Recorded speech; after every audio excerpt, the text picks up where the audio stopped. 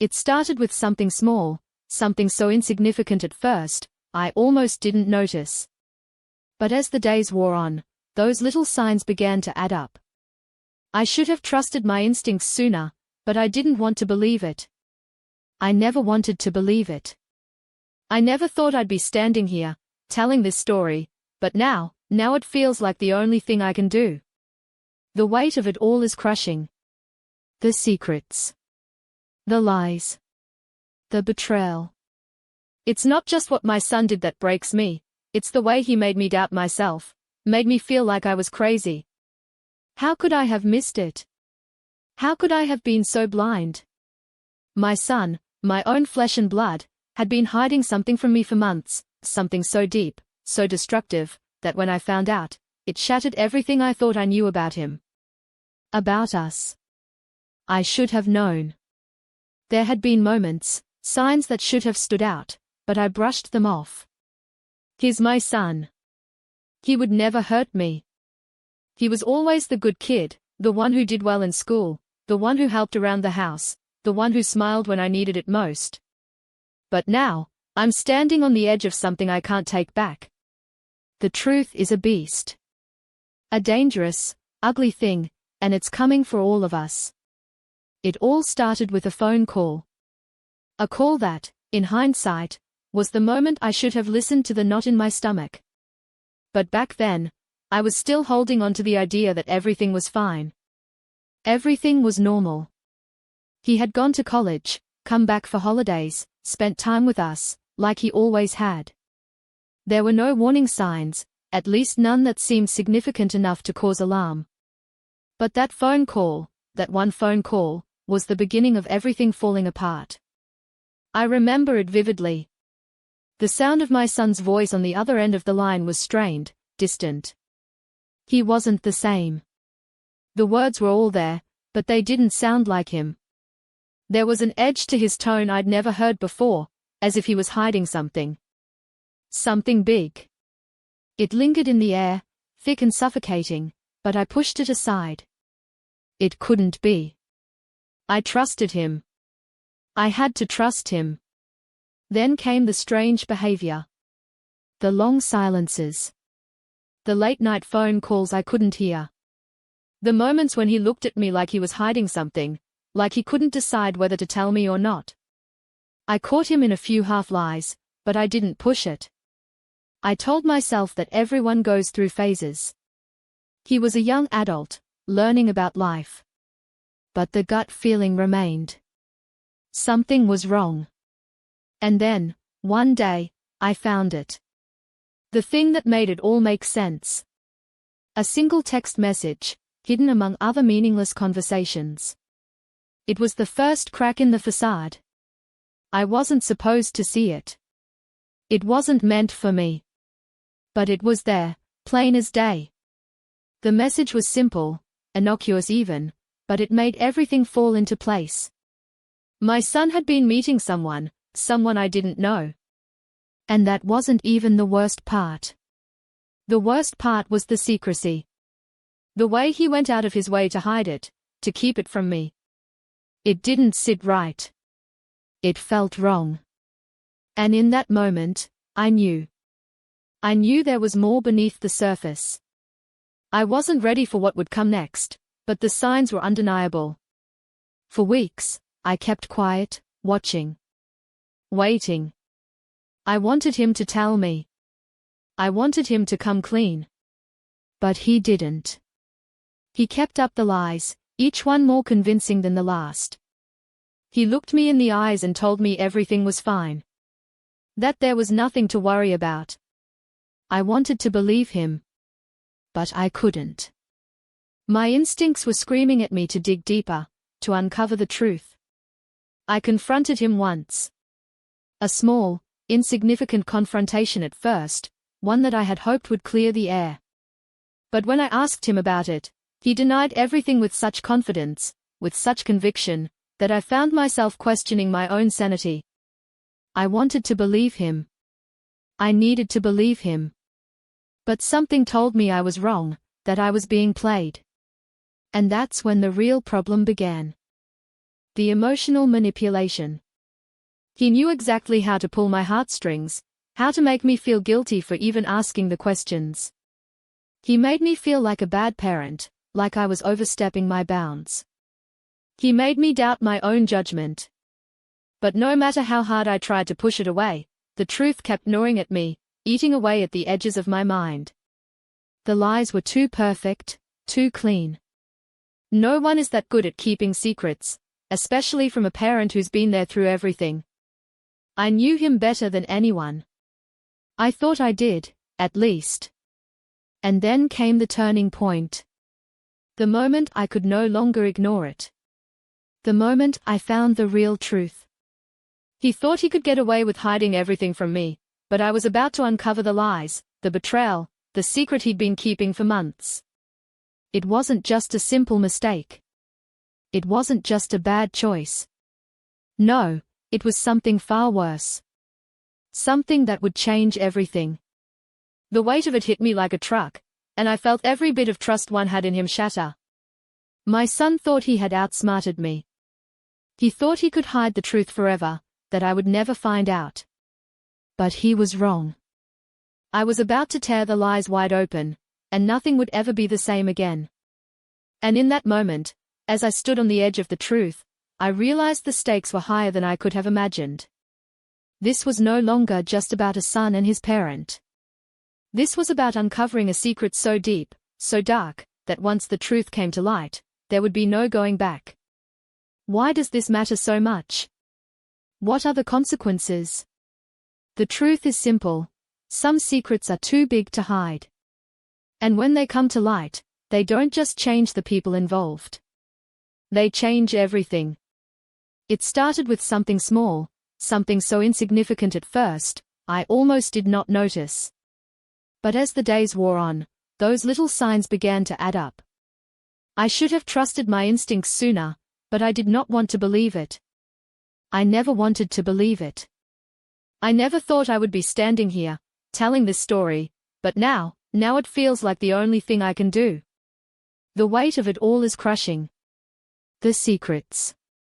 The lies. The betrayal. It is not just what my son did that breaks me, it is the way he made me doubt myself, made me feel like I was crazy. How could I have missed it? How could I have been so blind? My son, my own flesh and blood, had been hiding something from me for months, something so deep, so destructive, that when I found out, it shattered everything I thought I knew about him. About us. I should have known. There had been moments, signs that should have stood out, but I brushed them off. He is my son. He would never hurt me. He was always the good kid, the one who did well in school, the one who helped around the house, the one who smiled when I needed it most. But now, I am standing on the edge of something I cannot take back. The truth is a beast. A dangerous, ugly thing, and it is coming for all of us. It all started with a phone call. A call that, in hindsight, was the moment I should have listened to the knot in my stomach. But back then, I was still holding on to the idea that everything was fine. Everything was normal. He had gone to college, come back for holidays, spent time with us, like he always had. There were no warning signs, at least none that seemed significant enough to cause alarm. But that phone call, that one phone call, was the beginning of everything falling apart. I remember it vividly. The sound of my son's voice on the other end of the line was strained, distant. He was not the same. The words were all there, but they did not sound like him. There was an edge to his tone I had never heard before, as if he was hiding something. Something big. It lingered in the air, thick and suffocating, but I pushed it aside. It could not be. I trusted him. I had to trust him. Then came the strange behavior. The long silences. The late-night phone calls I could not hear. The moments when he looked at me like he was hiding something, like he could not decide whether to tell me or not. I caught him in a few half-lies, but I did not push it. I told myself that everyone goes through phases. He was a young adult, learning about life. But the gut feeling remained. Something was wrong. And then, one day, I found it. The thing that made it all make sense. A single text message, hidden among other meaningless conversations. It was the first crack in the facade. I was not supposed to see it. It was not meant for me. But it was there, plain as day. The message was simple, innocuous even, but it made everything fall into place. My son had been meeting someone I did not know. And that was not even the worst part. The worst part was the secrecy. The way he went out of his way to hide it, to keep it from me. It did not sit right. It felt wrong. And in that moment, I knew. I knew there was more beneath the surface. I was not ready for what would come next, but the signs were undeniable. For weeks, I kept quiet, watching. Waiting. I wanted him to tell me. I wanted him to come clean. But he did not. He kept up the lies, each one more convincing than the last. He looked me in the eyes and told me everything was fine. That there was nothing to worry about. I wanted to believe him. I needed to believe him. But something told me I was wrong, that I was being played. And that is when the real problem began. The emotional manipulation. He knew exactly how to pull my heartstrings, how to make me feel guilty for even asking the questions. He made me feel like a bad parent, like I was overstepping my bounds. He made me doubt my own judgment. But no matter how hard I tried to push it away, the truth kept gnawing at me, eating away at the edges of my mind. The lies were too perfect, too clean. No one is that good at keeping secrets, especially from a parent who has been there through everything. I knew him better than anyone. I thought I did, at least. And then came the turning point. The moment I could no longer ignore it. The moment I found the real truth. He thought he could get away with hiding everything from me, but I was about to uncover the lies, the betrayal, the secret he had been keeping for months. It was not just a simple mistake. It was not just a bad choice. No, it was something far worse.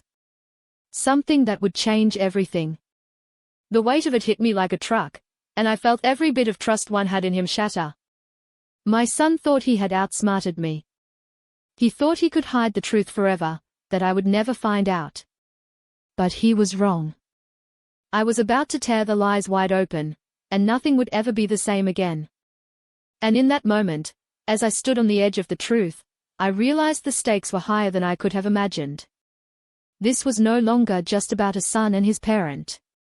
This was about uncovering a secret so deep, so dark, that once the truth came to light, there would be no going back. Why does this matter so much? What are the consequences? The truth is simple. Some secrets are too big to hide. And when they come to light, they do not just change the people involved. They change everything. It was supposed to be a normal evening. The kind of evening where the world seemed still, where the hum of everyday life felt comforting and predictable. My son had come home for the weekend, just like he always did, and we were sitting down for dinner. The conversation was casual at first, nothing out of the ordinary. But then came that moment. A fleeting moment, but one that stayed with me long after the evening ended. He mentioned a name. A name I had never heard before. At first, I didn't think much of it. People come in and out of our lives all the time. But something about the way he said it made my stomach turn. He barely glanced at me when he spoke. And that's when I realized something was off. It was subtle, but it stuck with me. The tension in his voice, the way he avoided eye contact when I asked a simple follow-up question. For a moment, I thought I might be overreacting. But deep down, I knew something wasn't right. I had been around him long enough to know when he was hiding something. That name lingered in my mind like a faint, dissonant note that refuses to fade. I had to know more. But I could not ask him directly, not yet. I wasn't ready to confront him. So, I did what any concerned parent would do. I waited. The next few days were filled with normal interactions. He went out with friends, kept to his usual routine, but there was always that lingering doubt in the back of my mind. I found myself paying closer attention to every little detail. I watched him like a hawk, hoping to find a clue that would confirm my growing suspicion. It was exhausting, but I couldn't let go. The more I observed, the more I realized something was off. There were the odd moments where he seemed too eager to get away from the house, to avoid being around me. And then, there were the phone calls. I never eavesdropped on him, but sometimes, when he thought no one was listening, I could hear snippets of his conversations. He was always laughing, joking around, but it was the content of those conversations that began to trouble me. There was something about his tone, something that didn't match his usual self. He spoke in a way I didn't recognize, as if he was hiding a part of himself. I had to find out more. Then came the day I found the first piece of the puzzle. It was a Sunday, and he had left his phone on the kitchen counter while he went to take a shower. I don't know what made me pick it up, but I did. There was a message on the screen from that same name he had mentioned at dinner. I froze, reading the message over and over again. There was nothing too alarming in the text, nothing that screamed betrayal or deceit, but the fact that he had left the phone unlocked, that he hadn't even bothered to hide the messages, unsettled me. Why had he been so careless? I didn't know what to do next. Part of me wanted to confront him right then and there, demand answers. But another part of me feared what I might discover if I did. What if I was reading too much into this? What if I was overreacting? But then, I remembered the name, the way he had said it at dinner, the way he had looked away when I had asked about it. It wasn't just a name. It was a thread, and now I had to pull at it. So, I made a decision. I would wait. I would watch, listen, and gather more information. I wasn't sure what I was hoping to find, but I had to know the truth. I had to know what he was hiding. The following week, the tension in the house grew. My son became more distant, more preoccupied. He had his reasons, of course, work, school, whatever it was that kept him busy. But I couldn't shake the feeling that he was pulling away from me.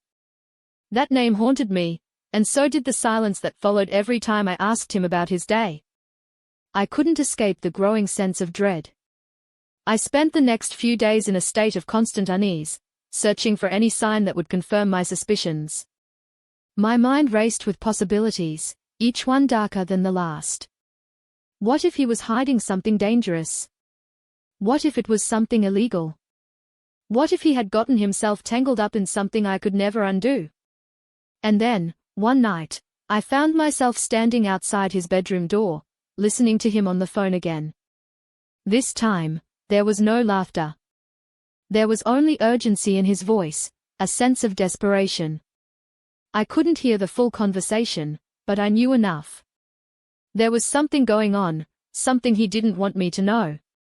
I felt a wave of panic wash over me. My heart was pounding in my chest, my mind racing with a million questions. Why didn't he tell me? Why was he keeping this from me? What had he gotten himself into? I wanted to confront him then, to demand answers. But I held back. I needed more. I needed the truth, and I was determined to find it, even if it meant digging deeper than I ever wanted to. Little did I know, I was about to uncover a secret so vast, so devastating, that it would change everything. And as I stood there, listening to the muffled voice of my son on the other side of the door, I realized I was already too far gone. The truth was out there, and I would stop at nothing to uncover it. But there was one thing I did not know. My son thought he could hide the truth from me forever. He thought I was blind, that I would never see what he had done. But I was about to show him just how wrong he was. The days that followed felt like a heavy fog rolling in, blurring everything around me. I tried to act normal, but it was hard to focus on anything else. I was consumed with the mystery, consumed with what I had yet to uncover. Each time my son spoke, every word seemed like an enigma, a puzzle I was meant to solve, but he kept shutting me out. I noticed the small things that slipped through the cracks, the inconsistencies that my mind couldn't ignore. Little things that didn't seem to fit, like the way he kept his phone so close to him now, always turned face down, never leaving it unattended. Or how, whenever I asked him where he had been or who he had been with, his answers felt rehearsed, too quick, as though he had prepared them ahead of time. It was all too perfect. And yet, it was all falling apart. I knew something was wrong, and I could feel the weight of that knowledge in every interaction. I felt like I was walking on eggshells, treading carefully, afraid that if I pushed too hard, if I asked too many questions, he would shut me out entirely. I had already seen him pull away. His smiles were no longer as genuine, his laughter forced. He was becoming a stranger in his own home, a stranger to me, and I couldn't stand it. I had to figure out what was going on. It was during one of these late nights, after everyone else had gone to bed, that I decided to do something I never thought I would. I could not wait anymore. I had to know the truth, even if it meant crossing a line I had promised myself I would never cross. His phone. I knew I was walking into dangerous territory. The privacy of my son was something I had always respected, but in that moment, respect felt like a luxury I could not afford. I stood in front of his bedroom door, hesitating, my hand hovering over the doorknob. What was I hoping to find? What if I was wrong? What if I was the one making a mistake? I shook the doubts away. The truth had to come out, one way or another. I took a deep breath and slowly opened the door. His room was dark, the only light coming from the dim glow of his phone screen, which lay on his desk, charging. My heart raced in my chest as I walked toward it. I picked up the phone, my hands trembling. The familiar sound of my breath filled the silence as I turned it on, trying to avoid the possibility of him hearing me. The screen lit up, and there it was, a message notification from the same name. I clicked it open before I had a chance to second-guess myself. The conversation was casual at first, nothing unusual. But then, I scrolled down further, and my blood ran cold.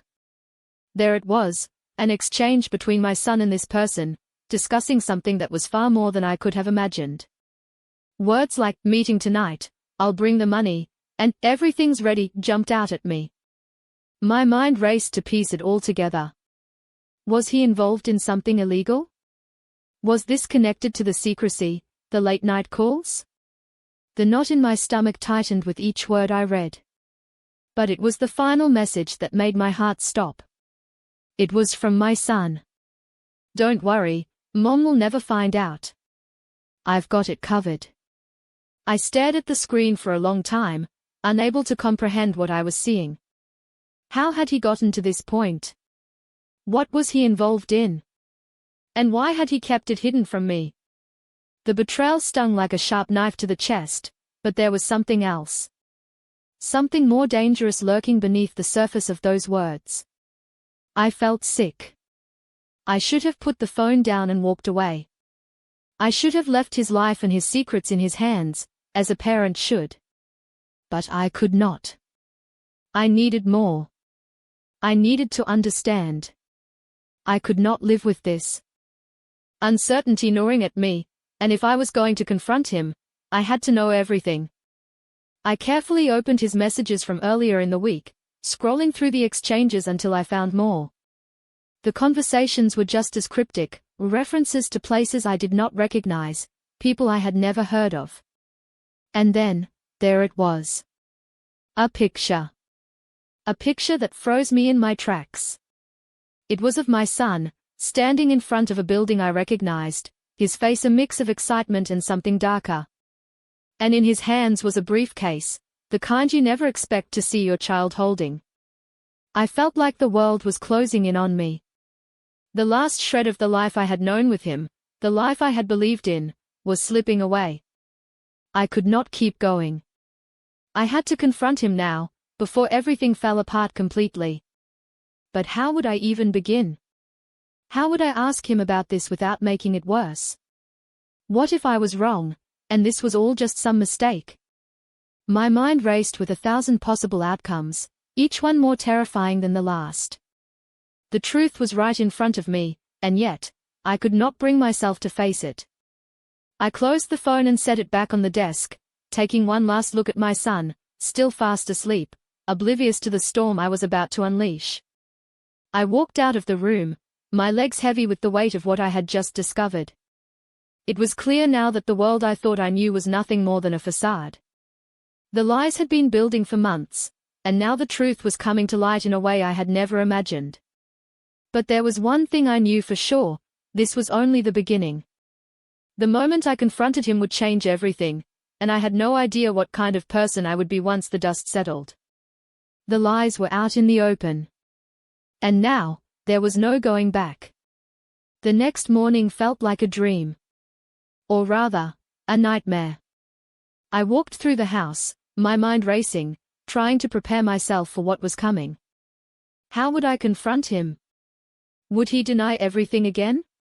Would he continue to lie, to hide behind his charm and excuses? Or would he finally crack under the weight of the truth? The silence between us felt suffocating, almost as though we were both holding our breath. I had the evidence. The undeniable proof that my son had been lying to me, hiding something so dark, so dangerous. But still, part of me hoped I was wrong. Part of me hoped I had misunderstood, that I was seeing things that weren't there.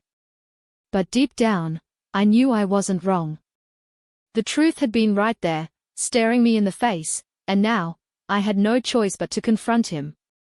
I waited until we were alone. The house was quiet, the kind of quiet that made everything feel too loud, too real. He was in the kitchen, making himself a snack, as if nothing had changed. As if everything was still the same.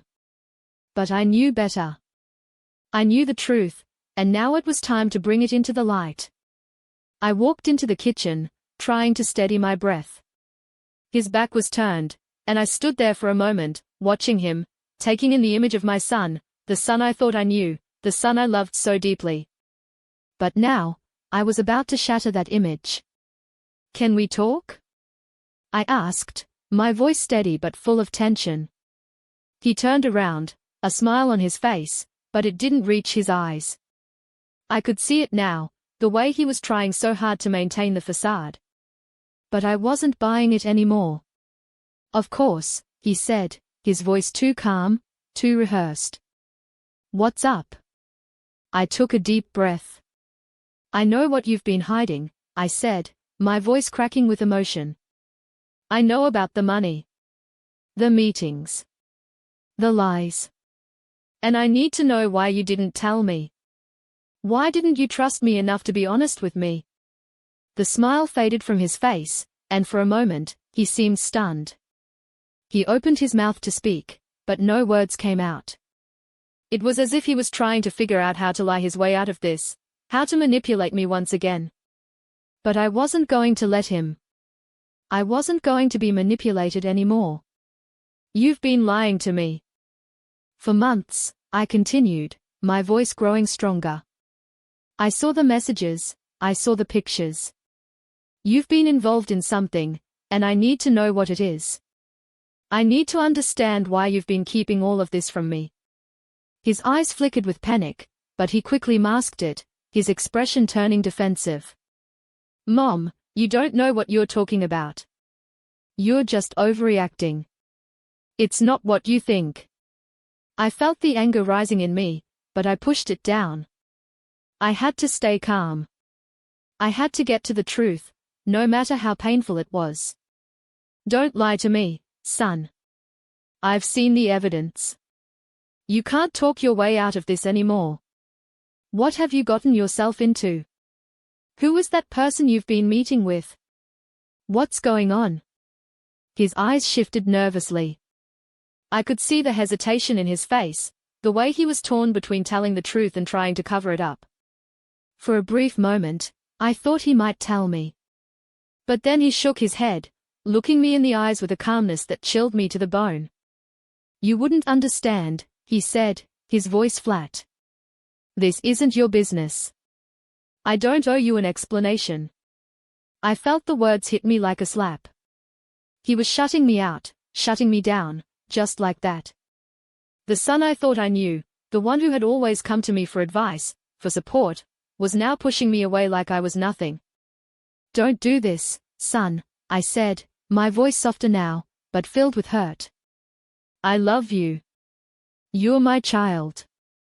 I've always been there for you. But now I don't even recognize you. What's going on? What have you gotten yourself involved in? He stepped back, running a hand through his hair, clearly trying to keep his composure. I can't tell you. Not yet. I'm sorry. I didn't want you to know. I didn't want you to worry. Worry? I almost laughed, though there was no humor in it. Worry? I've been worrying for months, wondering what the hell is going on with you. Wondering why you've been so distant, why you've been lying to me. Do you know how that feels? How it feels to be kept in the dark about your own son's life. He didn't say anything, but I could see the regret in his eyes. It was fleeting, but it was there. And in that moment, I knew something had shifted. He was no longer the confident, charming young man who could manipulate me into believing his lies. He was vulnerable now. And I was ready to make him face the consequences of his actions. You've been hiding something big from me, son, I said, my voice firm now, unwavering. And I deserve to know what it is. Whatever it is, we can figure it out together.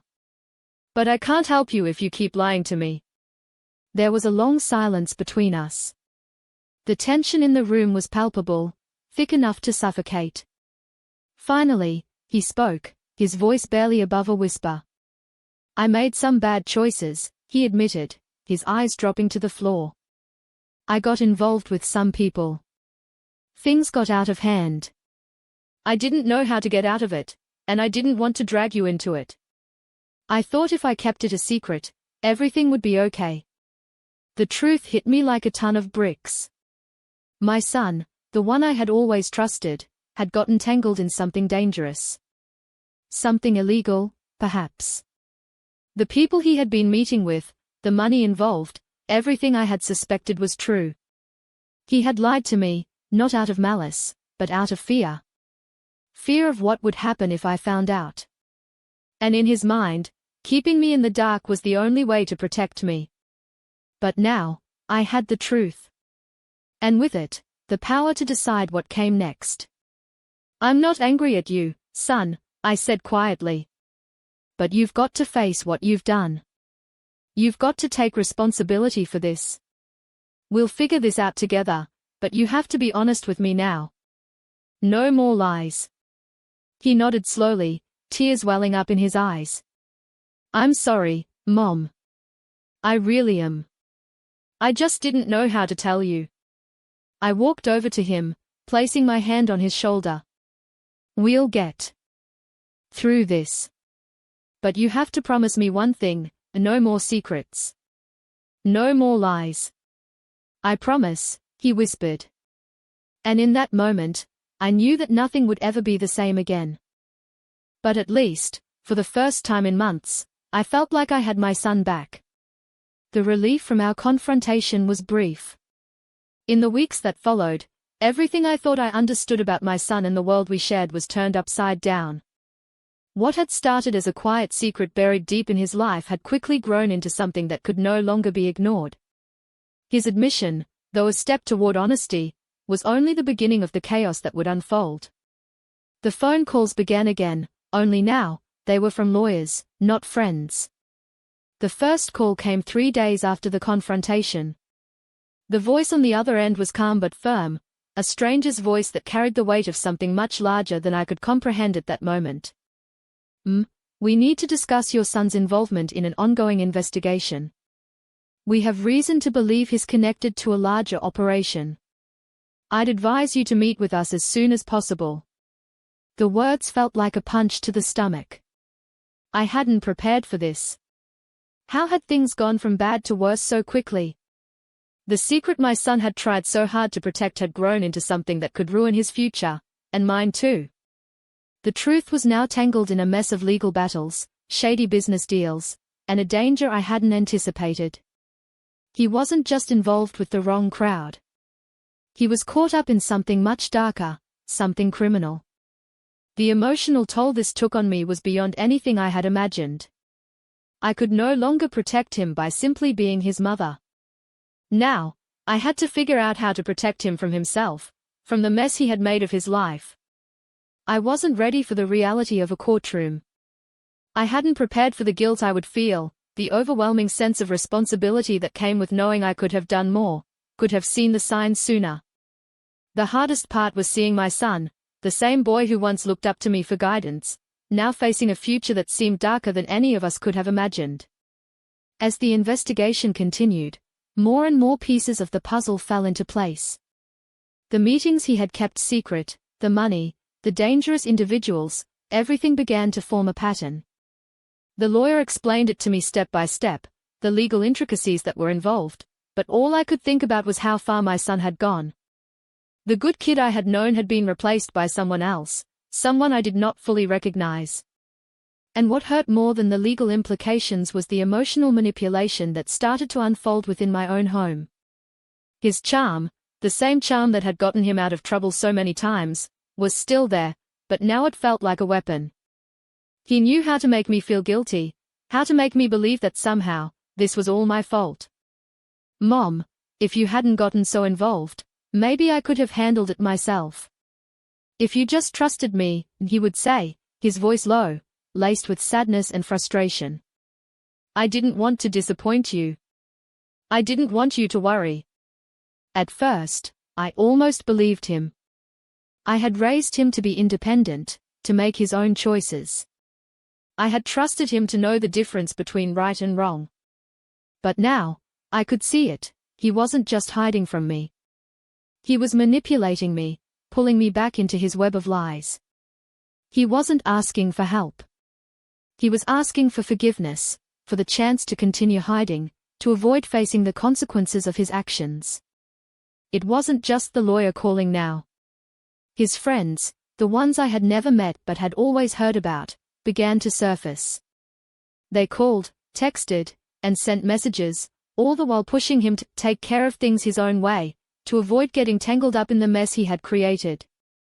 And in the background, I could hear the guilt heaped on him. You know what's at stake. You know we can't back out now. I tried to remain firm. I tried to remind myself that I had to be strong for him, that I could not let him manipulate me anymore. But it wasn't easy. Every day, he tugged at my heartstrings.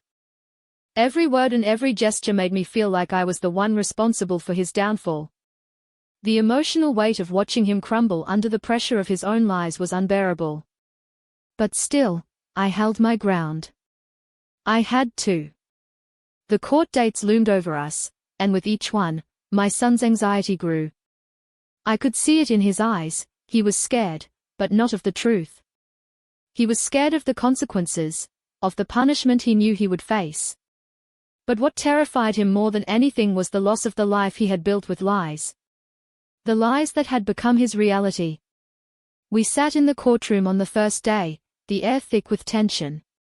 His legal team sat in one corner, his friends, the ones who had been in the background all this time, were scattered around the room, their eyes darting nervously. And then, there was my son, his hands clenched tightly, his shoulders hunched as if bracing for the impact of everything he had been hiding.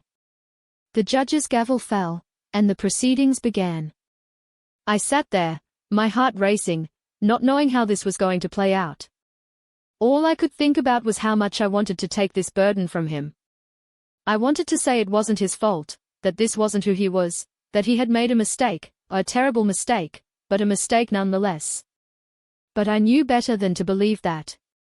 What he had done was bigger than any mistake. It was a deliberate choice, and now he had to face the consequences. As the trial continued, I watched my son become more distant. His once carefree attitude was gone, replaced with a quiet, almost haunted expression. The more the prosecutor presented evidence, the more his face hardened. He knew it was over. There was no more running, no more hiding. He would have to face the full weight of his actions. And yet, in those quiet moments between the court sessions, he would still try to reach out, to pull me back into his world of excuses and blame. I never meant for any of this to happen, Mom. I didn't want it to go this far. I was just trying to keep things under control. But there was no controlling this. The truth was out, and no amount of manipulation could take that away. The hardest part came when the prosecutor asked me to testify. I had to speak in front of a room full of strangers, recounting everything I had learned, every piece of evidence I had uncovered, all the moments I had missed. I was forced to face the truth, to admit that I had failed to see the signs earlier, to accept the part one had played in his choices. My son sat there, his head hung low, his shame evident. And as I spoke, I saw the flicker of recognition in his eyes. He knew I was doing this for him. I wasn't just trying to punish him. I was trying to save him, to show him that there were consequences to every action, that the truth could never be hidden forever. But as the trial dragged on, one thing became clear to me: we were both in this together. This wasn't just his fight. It was mine too. And no matter what happened, no matter how this ended, I had to be strong for both of us. The truth had come to light, and now it was time for both of us to face it. The court proceedings had taken their toll on both of us. Every day felt like a slow march towards something inevitable, something painful that neither of us was truly ready to face. As each piece of evidence was revealed, I watched my son shrink further into himself. It wasn't just the legal consequences that haunted him now, though they were a heavy burden. It was the weight of his choices, the knowledge that the people he trusted, the people who had stood by him in the darkness, were now the ones who were going to bring him down. But as the truth continued to unfold, so did the shocking reality of how deep he had gotten in. Every conversation, every hidden detail I had missed now stood out like a neon sign. The people he had been meeting with were not just associates from his school or friends from the neighborhood. They were dangerous, manipulative, and connected to something far more sinister. A network of lies and criminal activity that spanned far beyond the boundaries of anything I could have imagined. The more I learned, the more sickened I became. He had been living a double life, one that I had been completely unaware of. The carefully constructed facade, the well-behaved son I had always believed in, was nothing more than a mask. What had started as small lies had evolved into something catastrophic. And now, everything he had built, every relationship he had formed, was at risk of falling apart. But what hurt more than the criminal activities or the hidden dangers was the fact that my son had kept this from me. He had made the conscious decision to protect himself, to shield me from the truth by lying to me. He hadn't trusted me. He hadn't trusted the love I had always offered him. And in doing so, he had pulled away from me in the most painful way imaginable. I spent nights going through the evidence with the lawyer, sifting through documents, texts, phone records, anything that could give us a fighting chance in court. And each discovery felt like a new blow, each revelation another crack in the foundation of our relationship. I kept thinking back to the small things I had noticed, the missed phone calls, the strange hours, the unexplained absences. I should have seen it earlier, I told myself. I should have recognized the warning signs. But the more I uncovered, the more I realized that he had been so good at hiding it, so skilled at deceiving everyone around him, including me. I wasn't just a victim of his lies. I was complicit, too. One evening, after a particularly grueling day in court, I found myself standing in front of his bedroom door once more. This time, I didn't hesitate. I didn't knock. I just opened it. He was sitting at his desk, his back to me, his face hidden in his hands. The weight of everything was finally sinking in, and I knew it. He wasn't pretending anymore. The confidence he had once exuded had crumbled. There was no bravado now, no games. He was simply a young man facing the consequences of his choices, and the realization was breaking him. Mom, I'm sorry, he whispered, his voice hoarse. I never meant for it to get this far.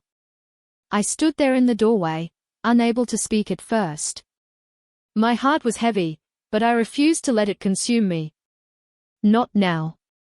Not when I knew that confronting the truth was the only way forward for both of us. You should have come to me, son, I said, my voice firm but pained. I would have helped you. You didn't have to carry all of this alone.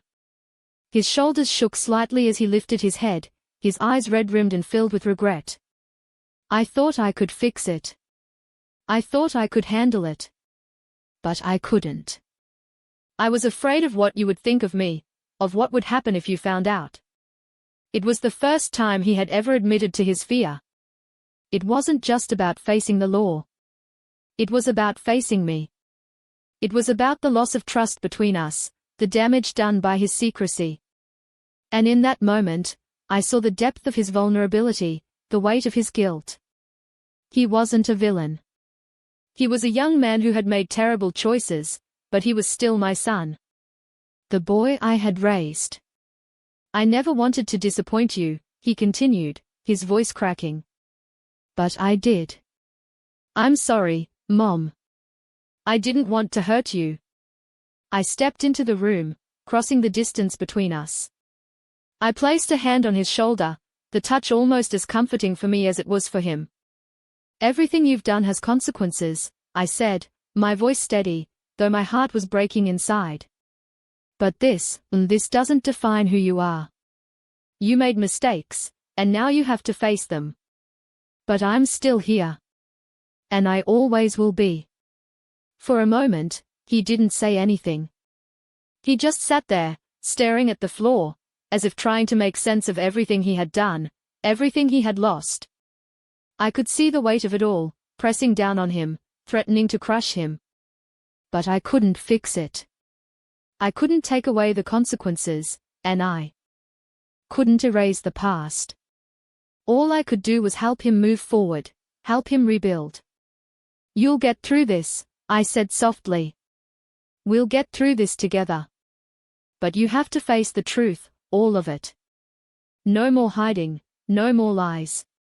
He nodded slowly, the words sinking in, the understanding that this was bigger than both of us settling on him.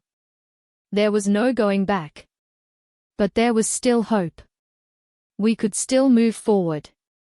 The truth had been ugly, but it had also been liberating. And now, we had to confront what came next. I'll do whatever it takes, he whispered, his voice filled with determination. I'll make it right. And as I looked at him in that moment, I realized that while the road ahead would be difficult, the journey to redemption had already begun. The truth, as painful as it was, had set us on a path of healing. And as long as we continued facing it together, there was a chance, however small, that we could rebuild what had been broken. The secrets had unraveled. And now, the real work of rebuilding trust, of making things right, had just begun. The days after that moment were like walking through a storm.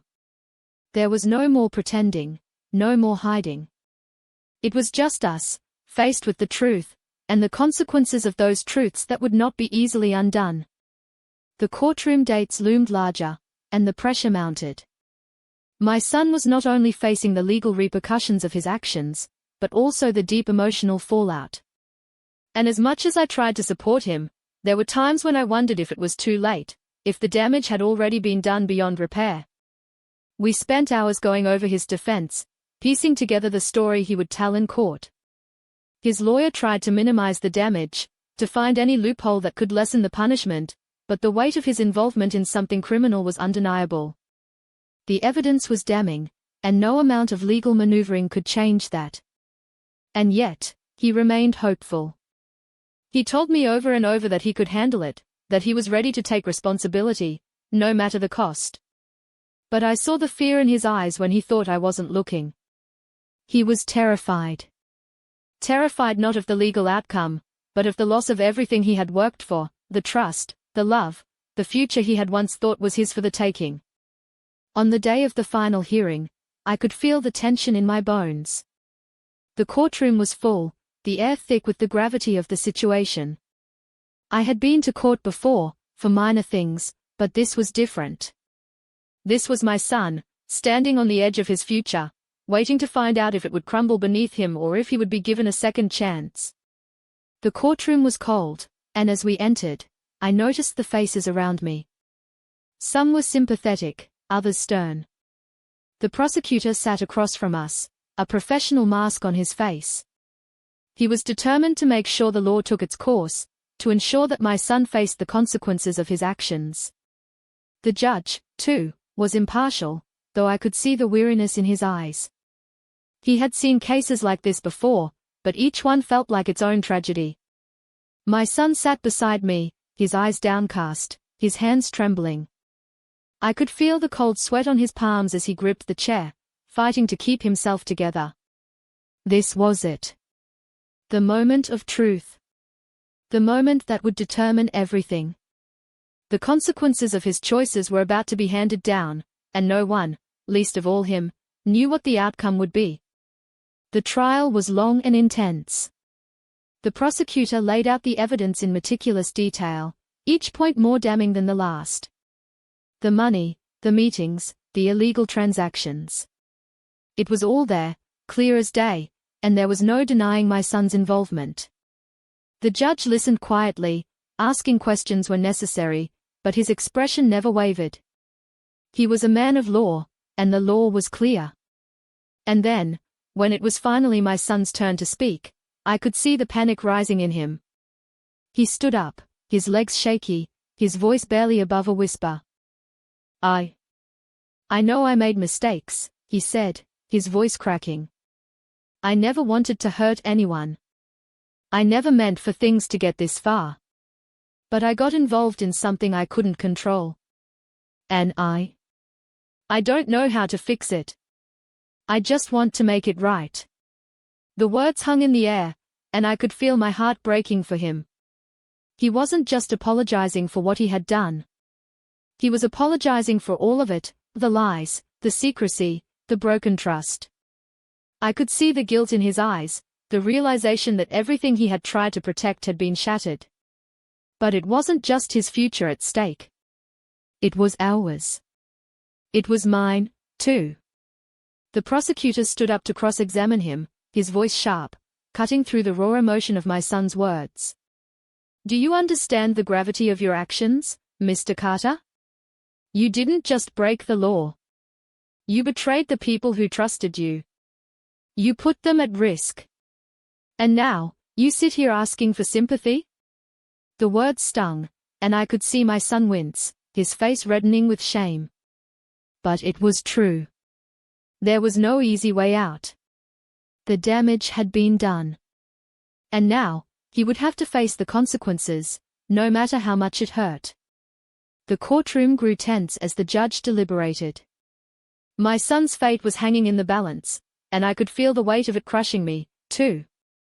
I had done everything I could to help him, to guide him, but in the end, it was his choices that had led us here.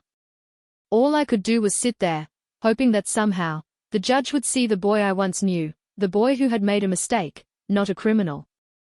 The judge finally spoke, his voice calm but firm.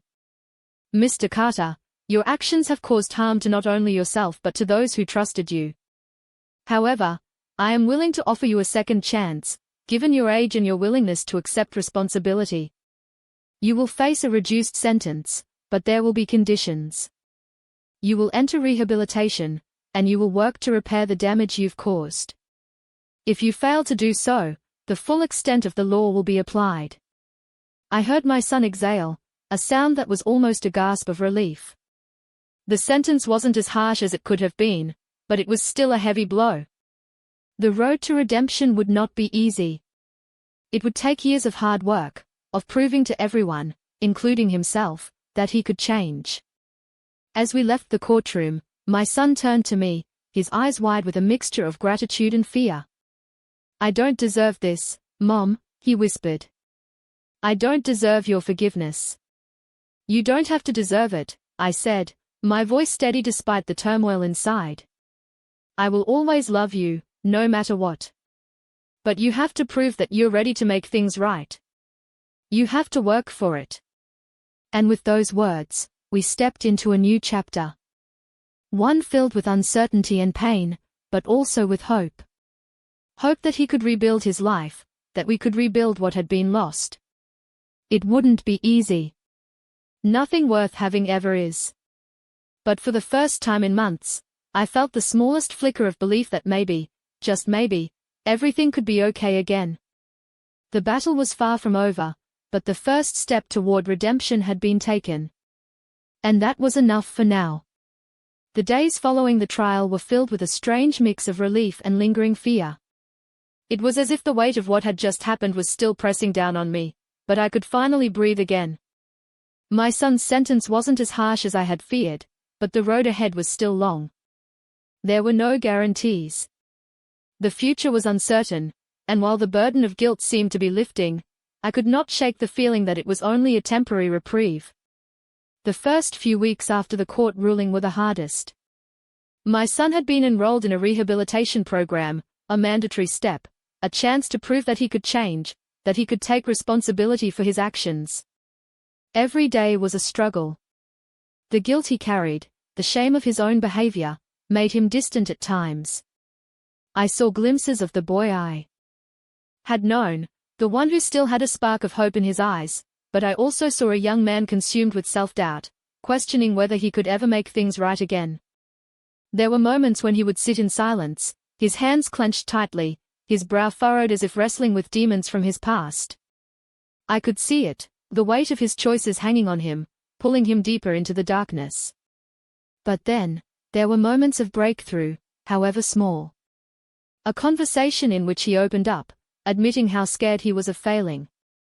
A quiet apology after a long day of frustration. Each small moment was a step forward, even if it didn't feel like it. I tried to remain as supportive as I could. I knew that, at this point, he needed more than just a parent. He needed someone who believed in him, someone who wouldn't give up on him when the world seemed to be closing in. And while it was difficult, I knew I couldn't walk away. This was my son, my flesh and blood, and he had made a mistake, a terrible mistake, but that didn't mean it was the end for him. But it wasn't just about him. It was about me, too. I had to confront my own feelings of betrayal, my own fears about how this had changed everything. How could I ever trust him the way I once did? How could I ever forget what I had discovered? The anger and pain I had felt, the disappointment, those things didn't just disappear with the verdict. They were still there, simmering beneath the surface. There were nights when I lay awake, staring at the ceiling, replaying everything in my mind. I could feel the emotional scars that were left behind. But I knew that in order to heal, I had to forgive. Forgive him. Forgive myself. It wasn't easy, and I didn't know if I was ready, but I had to try. If we were going to move forward, we both needed to let go of the past and focus on the future. The first real breakthrough came one evening after he had been to his rehab group session. He came home exhausted but different, his eyes were clear, his shoulders less tense. He sat down next to me, and for the first time in months, he didn't say anything to excuse his actions. He didn't try to justify himself. He just looked at me, and then he said the words I had been waiting to hear. Mom, I've been thinking a lot. I don't know if I can ever fully fix what I've done, but I'm going to try. I'm not going to give up. And I'll keep trying. I swear. It was a small promise, but it was the most important thing he had said since everything had gone wrong. It wasn't about making everything right in one go. It wasn't about undoing the damage instantly. It was about the willingness to fight, to keep moving forward despite the mistakes, despite the pain. And in that moment, I knew that he wasn't just talking to me. He was talking to himself, too. I took a deep breath, looking at him with a mixture of sadness and hope. I believe you, son. But it's going to take time. You can't expect everything to be fixed overnight. But I'll be here. Every step of the way. And so, the slow, painful journey of healing began. The weeks turned into months, and with each passing day, my son grew stronger. He began to take his rehabilitation seriously, attending his meetings, working on his issues, and seeking professional help. But more than that, he began to reconnect with the world. He started reaching out to the people he had hurt, the ones he had lied to, and began making amends. It wasn't always easy, and there were setbacks, but every time he faced his mistakes head-on, he grew a little more. He learned what it meant to take responsibility, to truly make things right, not just for himself, but for everyone he had wronged. As for me, I found my own healing. I wasn't the same person I had been before all of this happened. I couldn't be. But I was stronger in ways I hadn't imagined. I had learned what it meant to truly face the truth, no matter how painful it was. I had learned that love wasn't about perfect choices or perfect people, it was about standing by each other, even when the world falls apart. One evening, a few months after the trial, my son and I sat together in the living room, both of us quieter than usual. The air between us wasn't tense anymore. It was peaceful, but there was still an unspoken understanding that we had both been through a storm we would never forget. "I know it's not going to be easy," he said quietly, "but I want to rebuild what we had. I want to earn your trust again. I don't know how long it will take, but I'm willing to do whatever it takes." And in that moment, as I looked at him, this young man, who had once been my child, who had made mistakes but was finally taking ownership of them, I realized that redemption wasn't something that happened instantly. It wasn't a destination. It was a journey, one that would be filled with more pain, more struggles, but also more growth. "I believe in you," I said, my voice steady, but my heart full of emotions I could barely describe. "But trust is something that's built over time. We'll get there, but we have to take it one step at a time." And so, we did. One step at a time.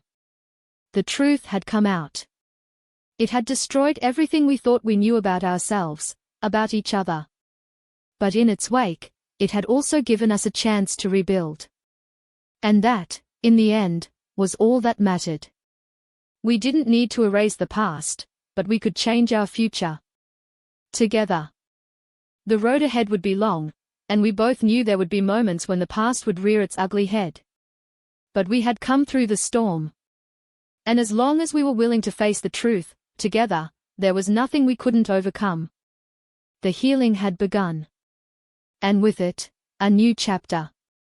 One of hope, redemption, and the quiet understanding that love, though tested, would always find a way. The months that followed were quiet but not easy. My son and I had made our peace, or at least, we were in the process of it. There were no sudden bursts of joy or grand gestures of reconciliation. It was more subtle than that, more like a slow, steady rebuild after a storm had ravaged everything in its path. Some days were harder than others. But we kept moving forward. Each morning, I woke up to find my son at the kitchen table, notebook open, pen in hand. He was working on himself, on fixing what had been broken, not just the legal issues, but the emotional ones, the trust between us, the shattered pieces of our relationship. I watched him, and while there were still moments of doubt, moments when I questioned whether he could truly change, I couldn't deny the effort he was putting in. He began to attend counseling regularly, even when he felt like skipping. I watched him change, little by little, piece by piece. He stopped hiding things. He started to talk more, to share what was really on his mind, even if it was difficult. There were times when the conversations got awkward, when the silence between us felt too thick to cut through. But he was trying. That was all I could ask for. We began to repair the smaller things, the things I had taken for granted before. He started calling me just to check in, even when he didn't have to. He'd ask how my day was, something so simple, but it made all the difference. It was a small thing, but it was real progress. We would spend more time together, not talking about the past, but just being present in each other's lives. It wasn't perfect, but it was something.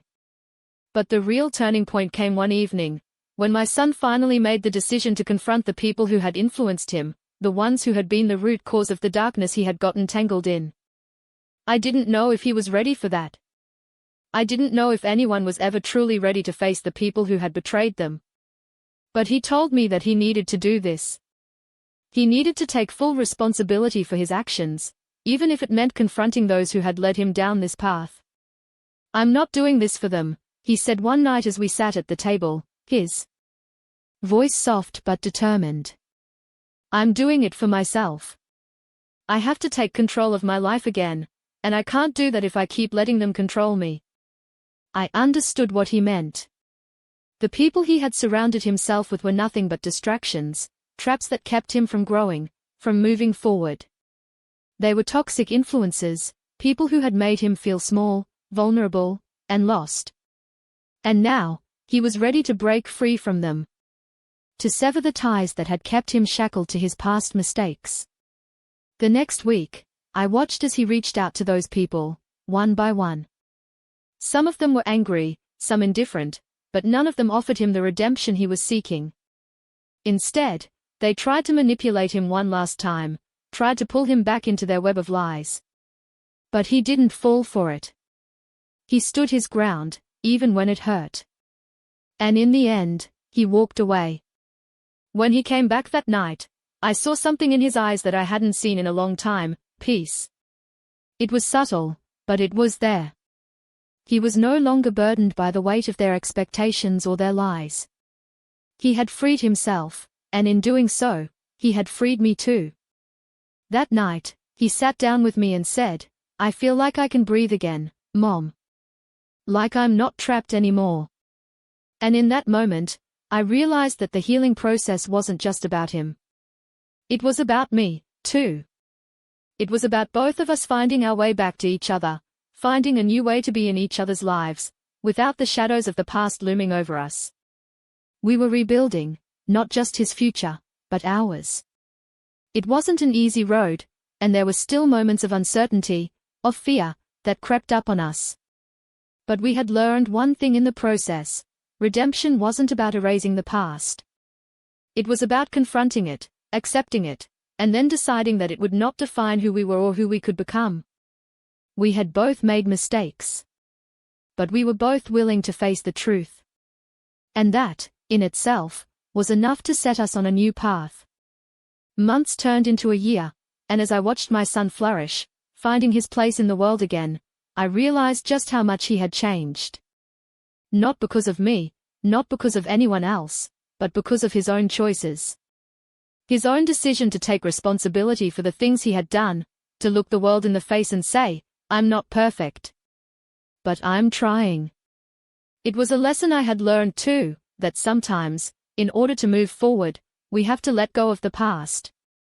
We have to forgive, not just others, but ourselves. And in doing so, we open ourselves up to a new kind of freedom. There would always be moments of doubt, moments when we wondered if we were truly free from the weight of what had happened. But for the first time in a long time, I felt hopeful. I felt like we had a future to look forward to. Not one that was perfect, but one where the truth was no longer a hidden thing. Where the past was no longer a secret we were running from, but a part of our story we could face together. And as I stood beside my son, watching him take the next step in his journey, I knew that no matter what came next, we had already won. We had both found redemption, not in some grand, miraculous moment, but in the quiet, slow work of facing the truth, of rebuilding, and of loving each other through it all. The storm had passed. And now, there was peace. The years that followed were a testament to the slow, patient work of rebuilding trust, of rebuilding ourselves. It wasn't always smooth, and there were times when we both stumbled, when the weight of the past tried to pull us back.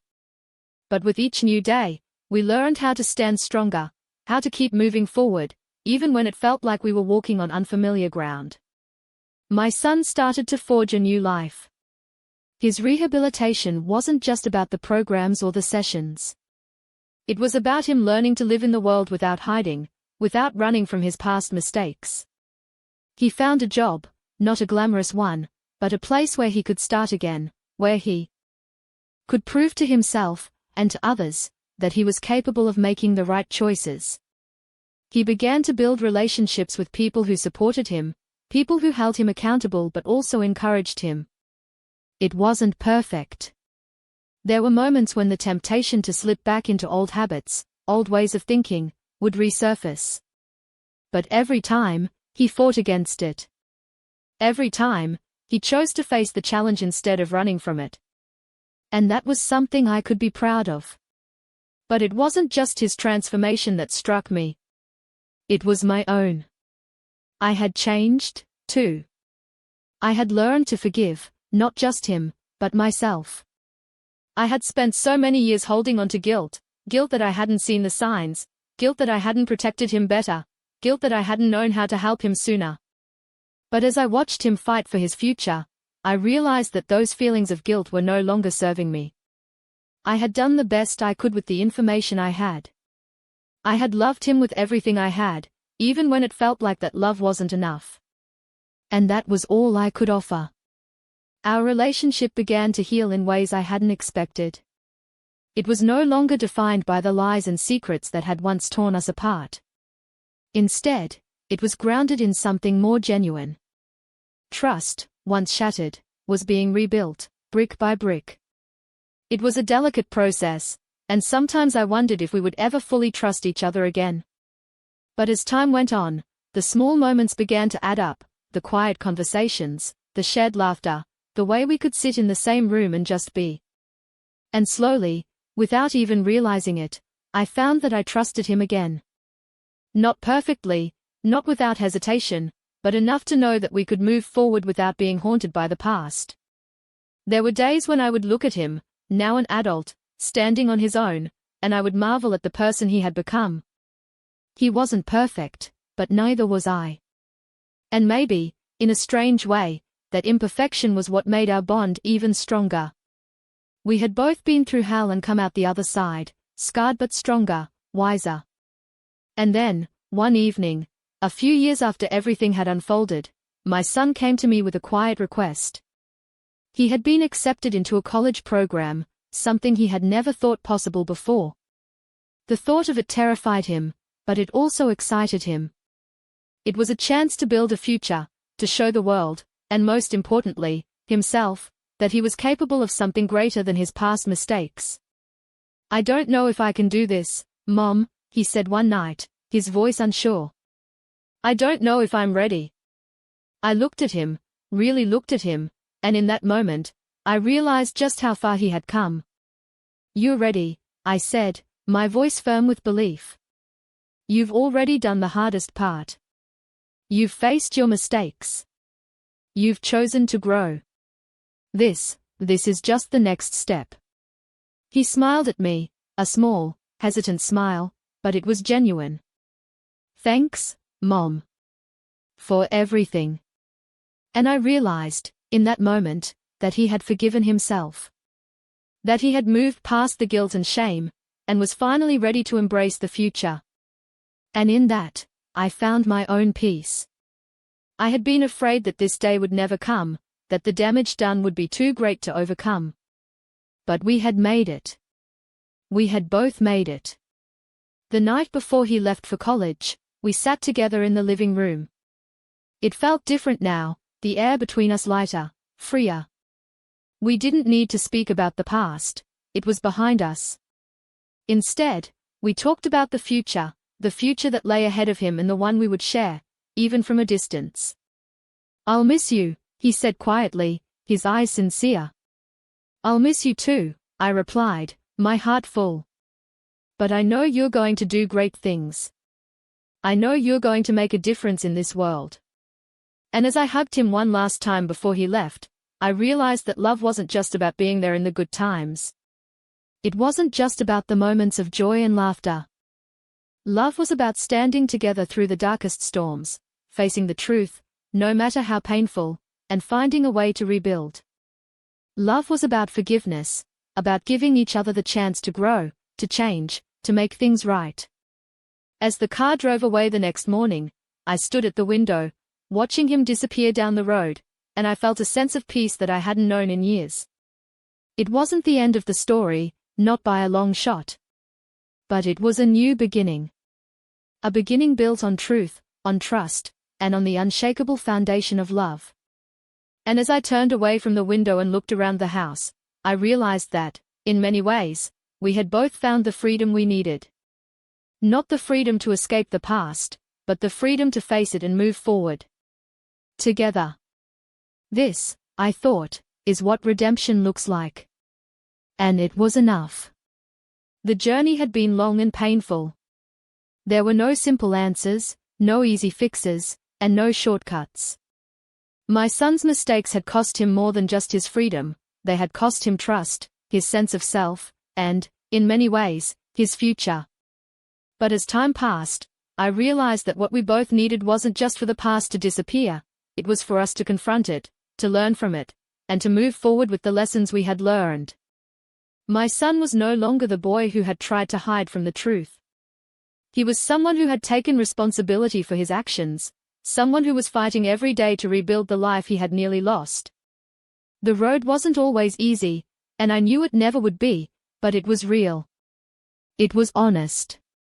There were days when the scars of what had happened still stung, when we both had to wrestle with our past mistakes. But the strength was in the forgiveness, the willingness to face the truth, no matter how ugly, and choose to grow from it. We had both done that, and for the first time in a long time, we were walking on a path of healing. As I watched him move forward, step by step, I realized something important. Redemption was not about erasing the past, it was about learning to live with it. It was about accepting what had happened, understanding the consequences, and using that understanding to build a future based on truth, integrity, and love. My son had made his share of mistakes, and I had made mine. But together, we had found a way to move forward, to rebuild our relationship and our lives. The truth had set us both free, not in the way we expected, but in the way we needed.